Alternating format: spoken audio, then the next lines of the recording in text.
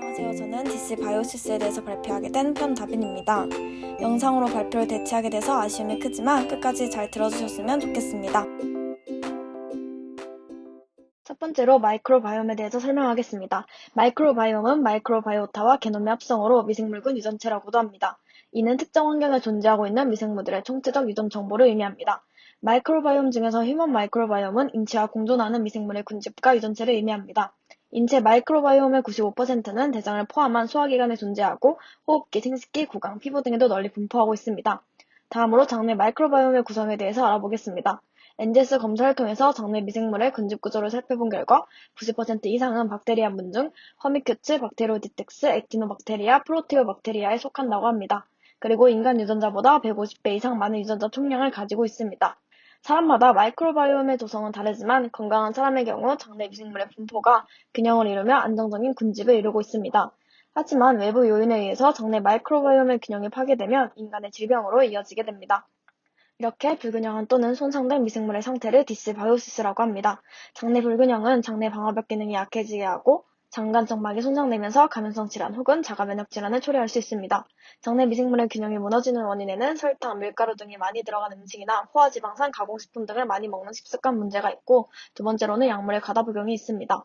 예를 들어서 항생제를 과다 복용하게 될 경우 병원균의 과다 성장을 유도하여 염증 반응을 증가시키게 됩니다.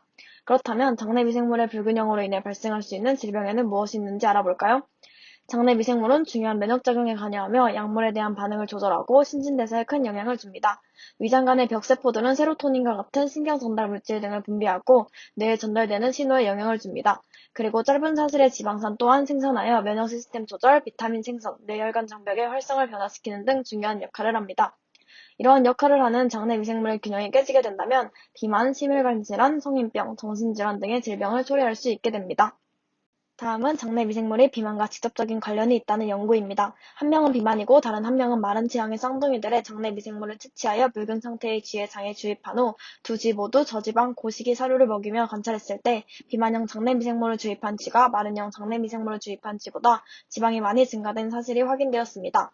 이를 통해 비만의 원인은 음식의 종류나 양이 아니라 장내 미생물이라는 사실을 알 수 있습니다. 두 번째로는 장내 미생물과 파킨슨병의 관련성에 관한 연구입니다. 연구에 대해 설명하기 전에 알파시누클레인에 대해서 간략하게 말씀드리겠습니다. 알파시누클레인 단백질은 뇌에 많이 존재하는데 이 단백질의 응집으로 파킨슨병에 나타나는 운동장애를 초래합니다. 따라서 묽은 상태의 알파시누클레인 과다 발현 실험지에 파킨슨병 환자와 건강한 사람의 장내 미생물을 각각 이식해 결과의 차이를 분석하였을 때 파킨슨병 환자의 장내 미생물이 이식된 실험지에서는 파킨슨병 증상인 운동장애가 나타났고 건강한 사람의 장내 미생물이 이식된 실험지에서는 증상이 나타나지 않았습니다. 이는 장내 미생물의 군집 차이가 파킨슨병과 인과적으로 연관되어 있음을 보여줍니다.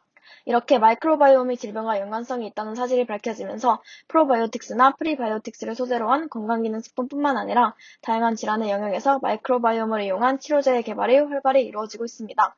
치료제는 크게 5가지 방법으로 나눌 수 있습니다. 첫 번째는 천연 인공세균 기반 치료제입니다. 이는 프로바이오틱스를 포함하여 우리 몸에 이로운 작용을 하는 유익균으로 목표 질환을 치료하는 방법입니다.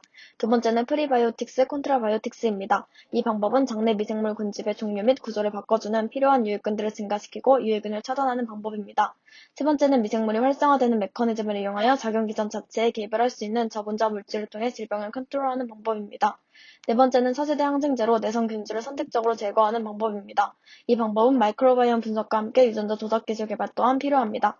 마지막으로 대변 이식술이 제시되고 있습니다. 대변 미생물 이식술은 건강한 사람의 대변을 정제하여 유익균이 응집된 용액으로 만든 후 환자의 대장에 주입하는 방법입니다.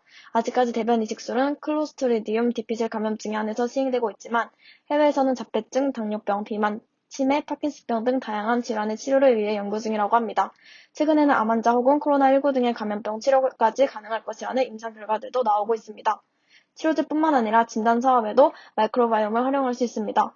병이 있는 환자의 장내 마이크로바이옴은 건강한 사람에 비해 불균형하다는 것을 바탕으로 다양한 바이오마커를 개발하고 있다고 합니다. 이렇게 장내 미생물은 우리의 질병과 밀접한 관련성이 있습니다.